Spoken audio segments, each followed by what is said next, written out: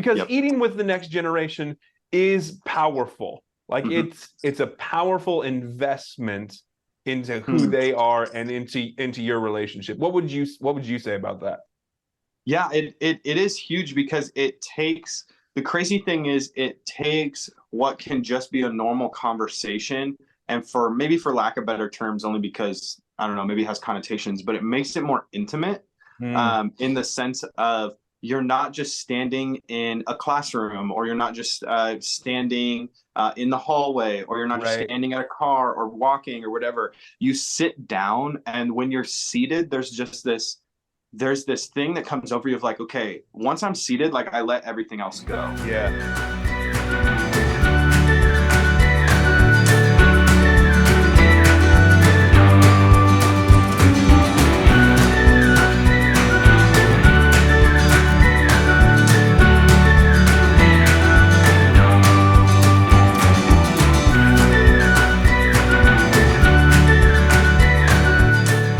Welcome to a Sessions podcast as we go through our B.L.E.S.S series, and we are talking about how we can bless the next generation. Whether you are a parent, grandparents, aunt, uncle, maybe you're just a person in a kid's life, you're a teacher, you're a coach, just a family friend. We believe that all of us have a role in helping bless the next generation.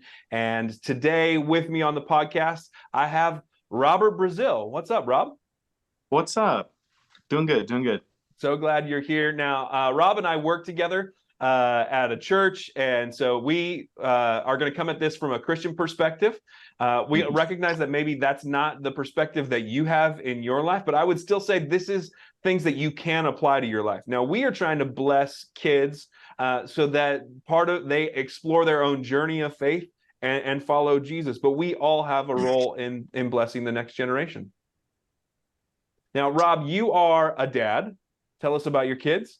I am a dad, dad of two. I'm a girl dad. I wanted to be a girl dad, so it worked out. Okay.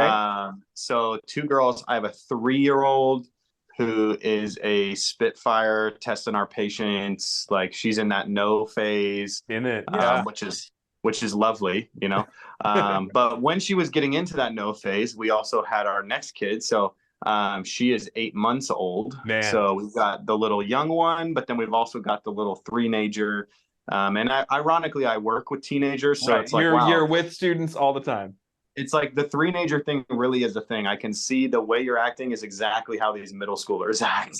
It really is a thing. Now, I don't have a 3-year-old anymore, but I do now have a teenager. And so I can see the similarities on the other end, back of just pushing on boundaries and exploring and trying to figure out who you are. It absolutely is a thing.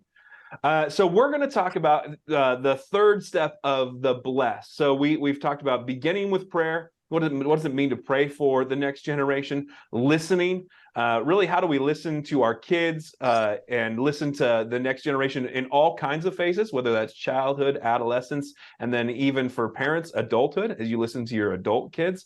And so now, today, we're talking about the E, which is eating. And it's a vital step in trying to bless someone. It's a regular part of blessing within the Bible and within Jesus' life. Like, we see him eating all of the time. Mm-hmm. Is there any, what's your favorite meal in the Bible? Your favorite meal story? Oh, wow. This is totally off script, so like I'm just throwing it at him. I know. You just threw this at me. I was like, that was not the first question. I know. We're gonna get to the next one. Oh, here we go. This one's easy. My favorite meal is actually, I didn't recognize it as a meal till you said this. One of my favorite stories in the Bible, my favorite story in David's life, is the story of Mephibosheth. Yeah. So the cripple that eats at the king's table. So he's invited in and he has a spot at the table. And it's an allegory for Christ inviting us to his table, the ultimate king's table. But it's also a massive part of blessing the next generation, right? Because David has his own kids around the table, but he's taken responsibility for a kid whose his best friend has now died, and it's his child. And going, okay, like, how can I take care of him and how can I bless him? That's a great story. It's good stuff. One of my favorite stories around eating in the Bible is the story of multiplying the fishes and the loaves. Mostly because it's only the kid that has the food, whatever packed lunch he's got, and and then you're like, okay, like give it to me, man. Like it's a great It's story. it's so funny to think about how the kid brings his lunch, because like in my head, like this is so out of scripture right now, but in Yeah, my yeah. head, there was a mom sitting in that audience going, I packed that. Like, Yeah, yep, he I had did that because that. of me. Yeah, yeah, Like, yeah. I Right. made sure he had food. Now you all get food because I brought that through my boy. That's exactly right. Because moms are taking responsibility. They're making sure it happens. That's really Exactly. fun. Now, what about eating with your kids? Is there a favorite memory, a favorite meal you have around eating with your kids? There's not. Okay, I'll give you two. Yeah. I'll talk from parent perspective and student pastor perspective because two very different things. So, the first one, parent. One of my favorite things, but also sometimes frustrating things, is making meals with my 3-year-old. Okay. So she has this little step stool thing that leads up to the counter because she wants to help cook and she wants to do this. And we got her Right. Right. this children-proof knives, which I don't get it. They cut through stuff, but they don't cut you, and I don't know how that works. Yeah. But Whatever magic that is. it's legit. And so she's up there, she's cutting them, and that's a lot of fun time. With like, okay, you got to get this, you got to get this, cut this. Can you hand me this? So it's like my wife takes the little one, and I'll start cooking with her, and it's just a time where it's daddy daughter time, right? Like I get to Yeah. talk with her and like, hey, how was your day? Like, oh, can you pass me the strawberries? What did you do at preschool today? And just like there's that conversation in between. So I don't have Absolutely. a favorite meal I've done with her, but those Right. times are some of my favorite times in the day. Yeah. But then on the student side of it, we had a student leadership team that was like our high key volunteers. They were sixth, seventh, and eighth graders. And my wife and I, we brought them this before we had kids. We brought them over to our house for an end of the year party, a meal. And what we did was we set up a giant table, so 8-foot table with the chairs next to it. And we put like 5 different tablecloths on it, like just like the trash, like dollar Walmart Right. tables, Right. Right. tablecloths on there. Put them on there, and we made a 3-course meal. So the first course was salad, second was spaghetti, and then ice cream for dessert. But we did not use any plates or any silverware at all. So what we did is we cooked the salad, put it in a giant bowl, and then we literally poured it down the table. And we said, all right, pull some in front of you, like we're eating meals. And they're like, what are you talking about? Like, where's our forks? And I'm like, no, like we're just like grab some and pull it in front of you, and we're eating together. Yeah. Yeah. So then after we're done with that, we wrap that one up, and then we literally poured out the spaghetti, poured out the sauce over the top, and it's like, okay, grab some, like eat it. And the ice cream was, you just drop cartons of ice cream, and kids are like pulling ice Oh cream my off gosh, of the man. stuff. Yeah. Yeah. And it was so much fun. And it was Yeah. just exciting to get to sit down with those like 10 middle schoolers of like, they're like, what is happening? And they're seniors now. And they still tell me about it all the time. Like, you remember that meal we had? Yeah. Yeah. Where we Remember got that to one eat ice time? cream with our hands? I was like, yes, that's so good. Yes, that's so good. I loved it. I love that. I think it's the little things, right? Like I think of like some of my favorite meals have been like the camping meals. Like with Mm-hmm. my kids, we're out camping. We're in the dirt. If somehow you're making s'mores. You're trying not to burn marshmallows. Those kinds of things. It's just a thing that we're doing, but we did it together, and it leaves a memory with them, which Yep. I think is so vital in that. Because Yep. eating with the next generation is powerful. Like Mm-hmm. it's a powerful investment into who Hmm. they are and into your relationship. What would you say about that?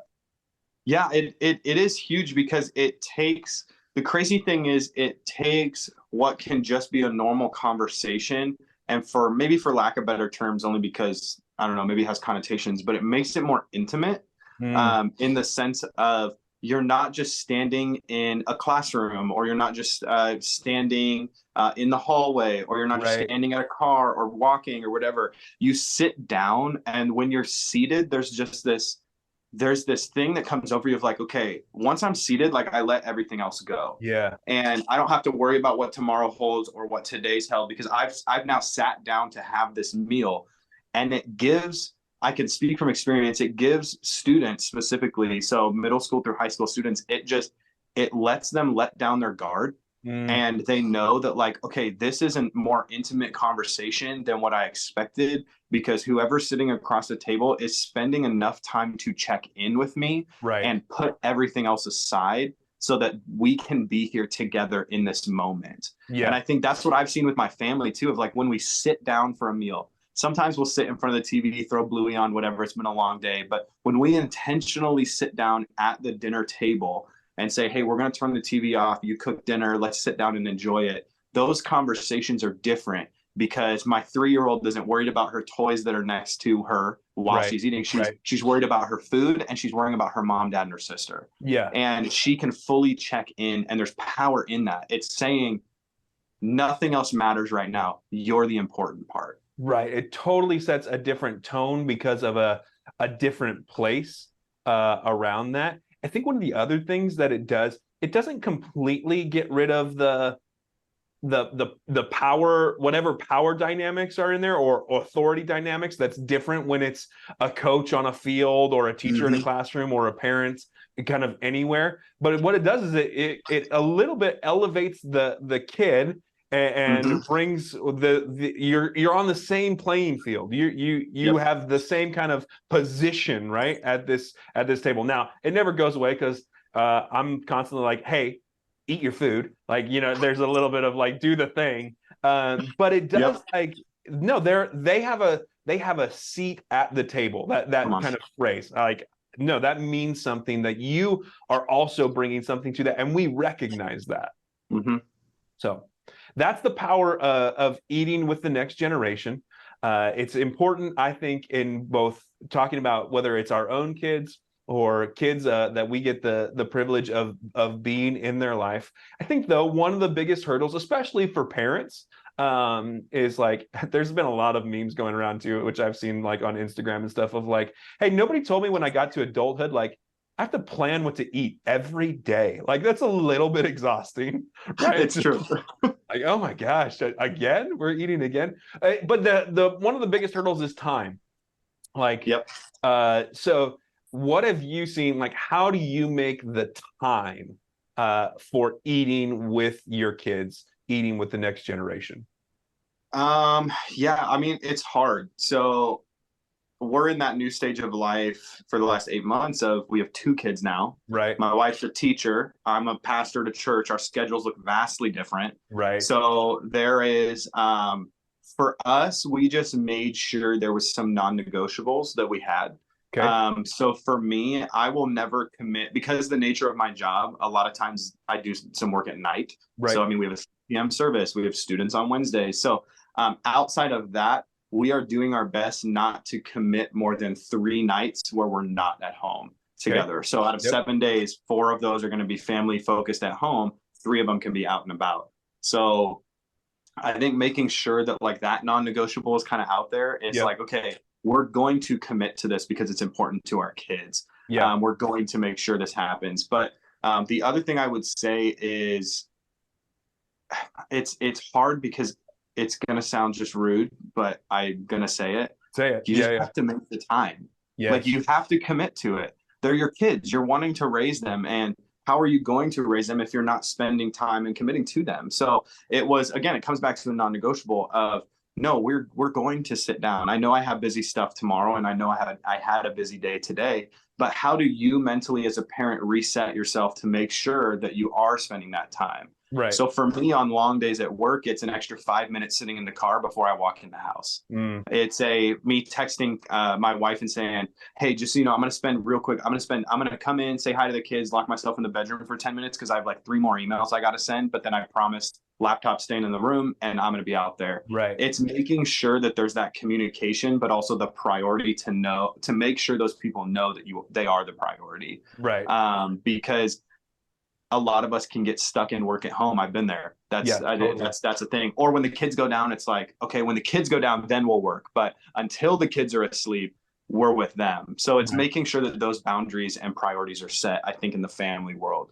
When it comes to students, and sorry, let me jump in there real quick, because I agree. Like, there's also, and it's this weird balance between trying to have the boundary and then being flexible for your life, right? 100%. Like, I'm about to enter a season where we will have one kid doing something on a night, like 5 out of 7 days a week. And so, like, we're about to get into it, and it's like, okay, as long as I know that's going to be a different season. Now I have to change my expectations and maybe adjust some of my things, right? Because I think a lot of times we get locked into like, oh, I got to make this a great meal, or I have to make this Yeah. super meaningful. And it really isn't about that. It's about maybe some consistency in doing it. Yep. Maybe just the fact that you sat down. 15 minutes is better than no minutes. And 100%. so whatever that is, maybe that's even just adjusting, like, hey, you know what? It's not gonna be the healthiest meal. It's gonna be chicken nuggets and mac and cheese, like I was just saying, whatever. it's a frozen pizza some nights. That's Yeah, that's okay. exactly right.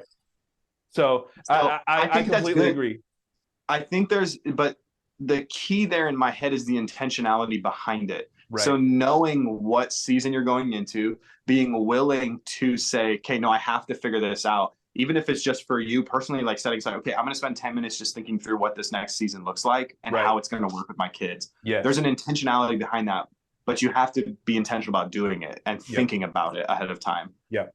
Good. Absolutely. You were going to say what it means about, like, how do you make time for eating with students who are not a part of your family, Yeah. but So that I you think want to spend some time with?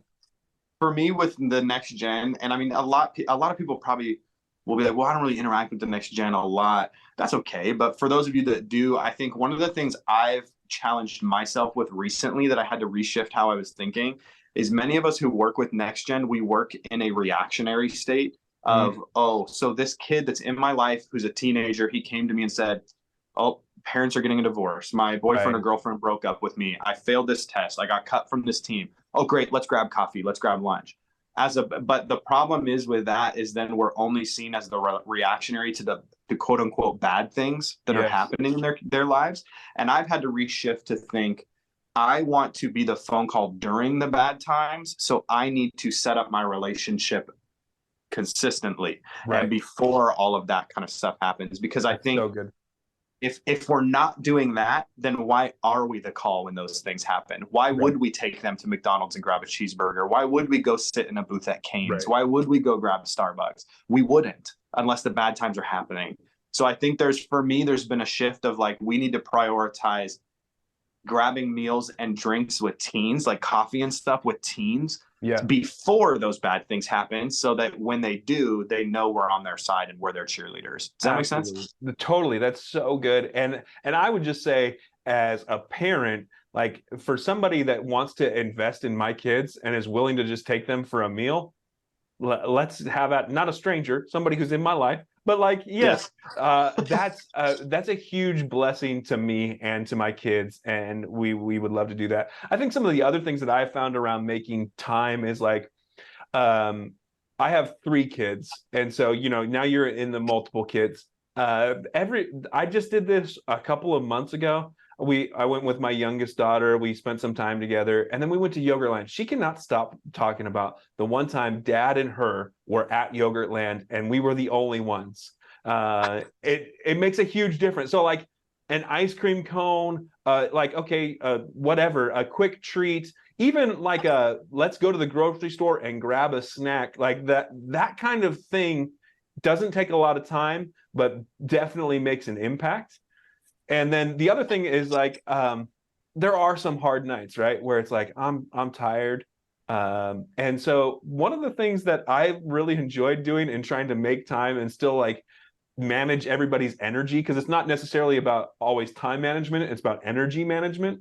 100%. And so we will, like, our kids are now old enough and they love watching The Amazing Race. So, like, we'll cook dinner and we'll stream an old episode of The Amazing Race. And it's not just us watching a show, it's actually a shared experience, because we're talking about, like, oh, that task or that team or whatever. And so it's a little bit lighter on the energy management side, but it's still a shared experience. So you can find all kinds of ways to do it. There's not one right way to eat or to find time to do it with the next generation. Yeah, with my oldest one, the 3-year-old, her thing is movie nights. So it's probably like once or twice a month. She's like, "Can we have a movie night?" And by that she means go buy a candy, get popcorn out, get the snacks out, pull all the cushions off the couch, put them on the floor, make a giant bed, and like lay down, watch a movie. But in all reality, it's run around and eat snacks because she's 3. So it's exactly like that's one of those things where it's like she says, "No, we had a movie night." People are like, "Oh, you went to the movies?" No, we pulled all the cushions off the couch and we made a movie theater in our home. Yeah. And it was like, again, energy level, bro, I can fall asleep during some of those movies if she's really checking in. So my energy, I'm getting rejuvenated personally just by relaxing Yeah. with my wife and 3-year-old, and she's getting energy from being with mom and dad eating snacks. Yeah. So that's great. I love that. That's fantastic. I love that. So the one of the things that might be intimidating to either parents or people that are not like their parents is, especially as you get into the teenage years, is like, what do I say? How do I talk to this person? Like, I don't know. What do you say to that? Dude, it's not easy.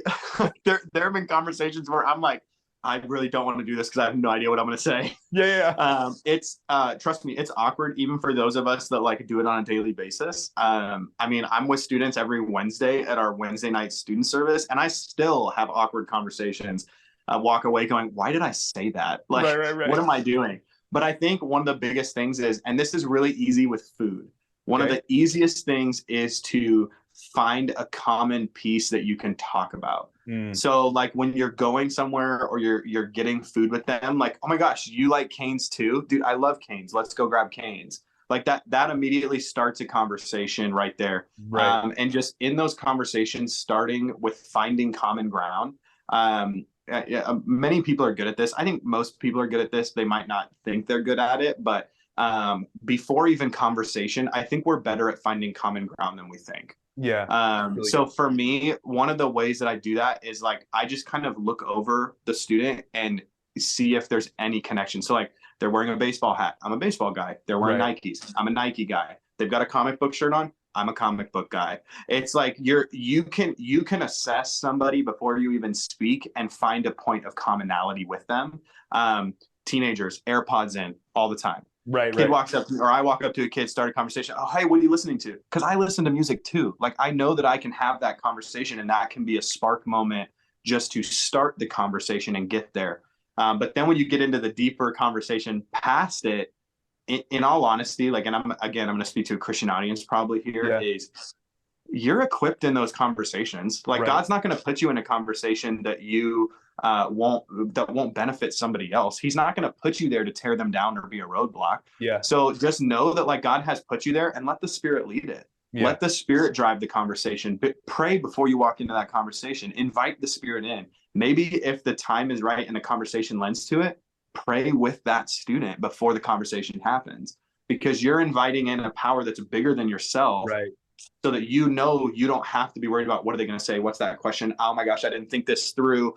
Like that's what's going to happen when we don't invite the Spirit in. Right. So I think needs to be an intentionality of figure out a common piece and make sure God is still connected in that conversation, because he's put you there for a reason. Absolutely. And a little bit of a sense of curiosity, right? Yep. Maybe a little bit of coming and making sure that we don't assume that we know everything that they're going through, because in reality, we don't know everything that they're going through. The generations seem to be changing faster and faster.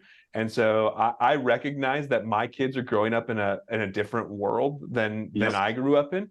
And so a genuine curiosity about them and about who they are goes a long way in finding something to say.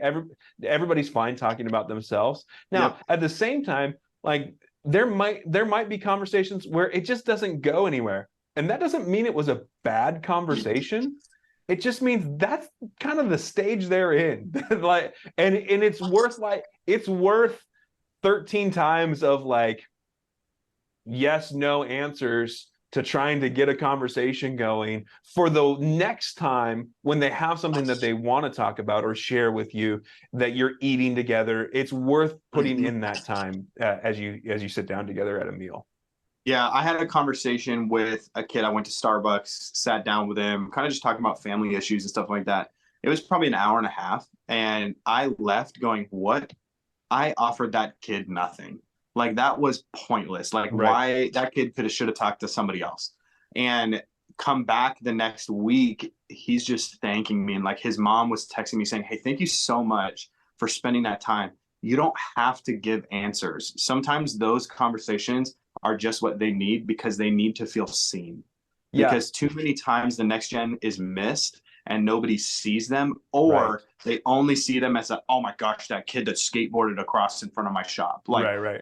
they're blasting their music too loud. They're doing this, like all these stereotypes that we have for teens, and kids just want to be heard. So maybe just sitting down for a meal and talking about nothing significant other than the music they listen to, the shows they're watching, and the sports they're playing. Right. If And that's that's the all you power get, of they eating. feel known. Yeah. That's what the power of eating does, right? 100%. So listening is obviously we're beginning with prayer, we're listening, we're eating. And The power of eating is that it does set up this special conduit. But even if you never have a great conversation, the actual eating itself communicates something to the next generation about who they are and how you see them. And even as you get older, especially as you get older, and now you're a teenager, maybe even you're dealing with kids that are in their early 20s, and maybe buying them the meal, like taking that financial hit like off of them, like that's a blessing, and that's just on the act itself.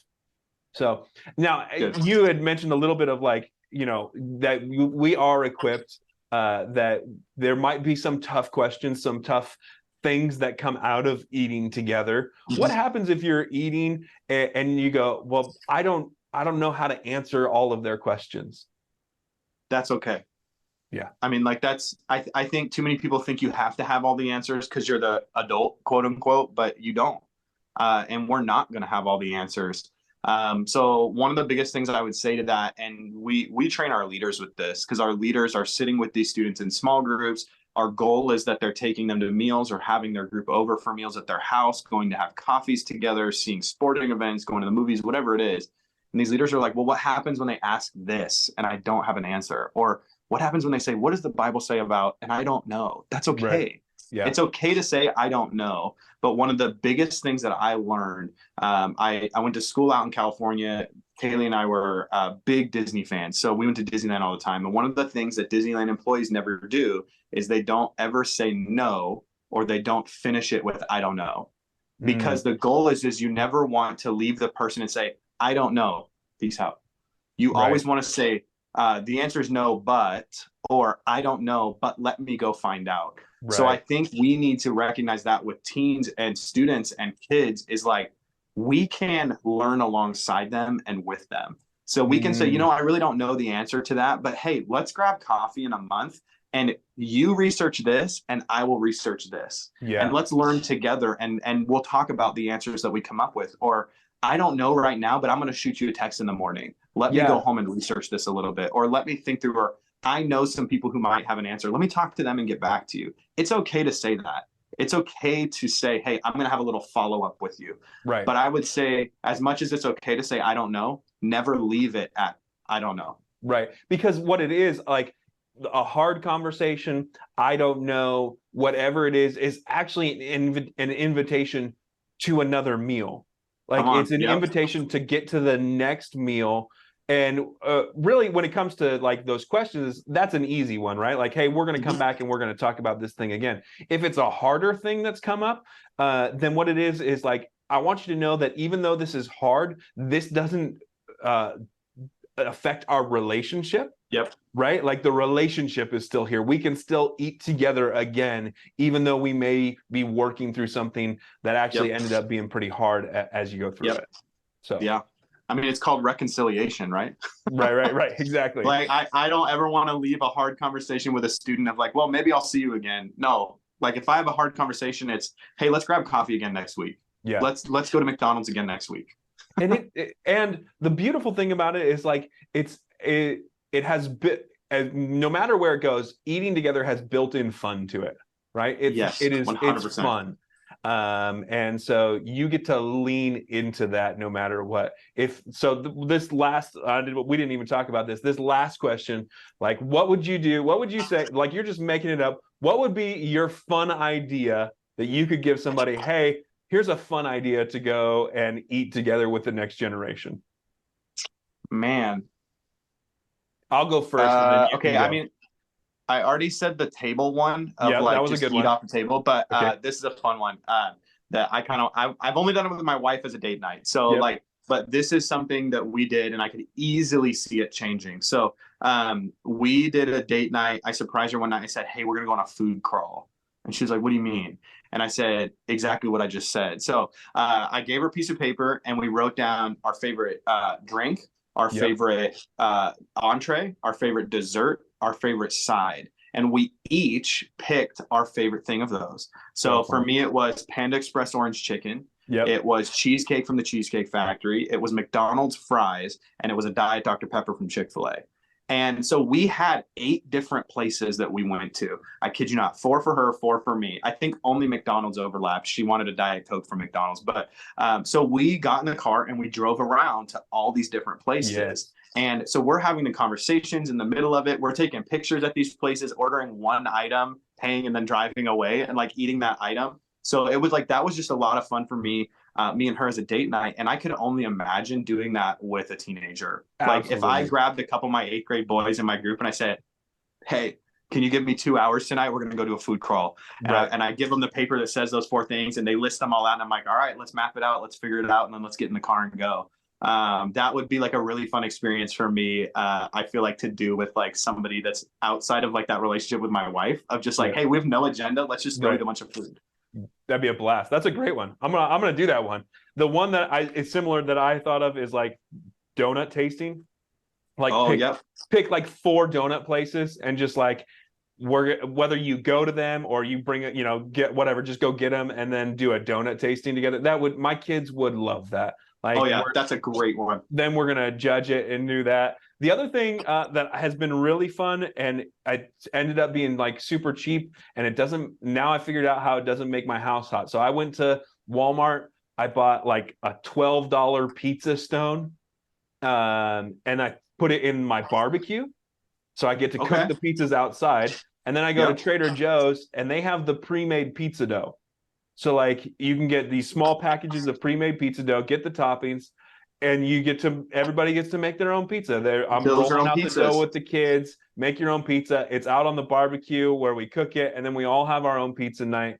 And it's great. I will say with that one, I remember doing that as a kid with my parents. I remember build your own pizza nights where we would go to the store, buy the dough, and then we would go pick out what cheese toppings we wanted on it. So those kind of things, those are memorable. Absolutely. They really are. Absolutely. Well, this has been a conversation about how do we bless the next generation. And we're on our 3rd step of eating. And eating is a powerful tool for us to be able to invest in the next generation. There's so much conversation around it, so much relationship that happens there. And so we want to encourage you, whether you're a parent or somebody else in a kid's life, find a way to spend a quality time eating together, and you will be better, and that person, that kid, that teenager will be better because of it. Thanks so much for joining us, and we'll see you next episode.